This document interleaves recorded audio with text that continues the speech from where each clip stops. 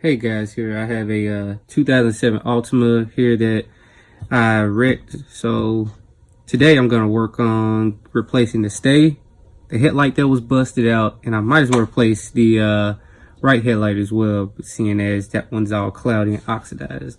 So right now I have the whole front end disassembled, and as I said before, I'm going to replace the stay, the headlight, the bumper cover, and the fender here. So as you can see, the tire needs to be replaced, but that's probably gonna be one of the last things I take care of.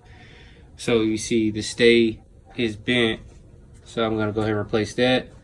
Gonna replace the headlight, obviously, since that one's missing. Gonna replace the other headlight, like I said, bumper cover, and the fender.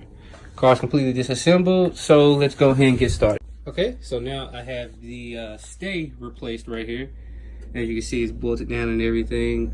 So the next part is I gotta wait for the bumper bracket to come in the mail. So it's gonna bolt into these two spots right here, and it'll allow me to attach the reattach the bumper cover. And I also need the fender. So gotta wait for the fender.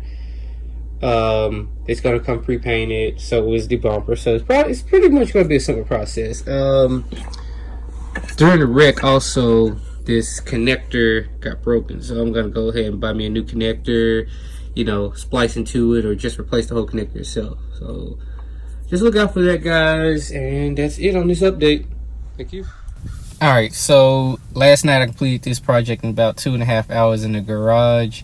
Sorry I didn't get everything on film. However, stay tuned because Project Altima has some serious upgrades coming.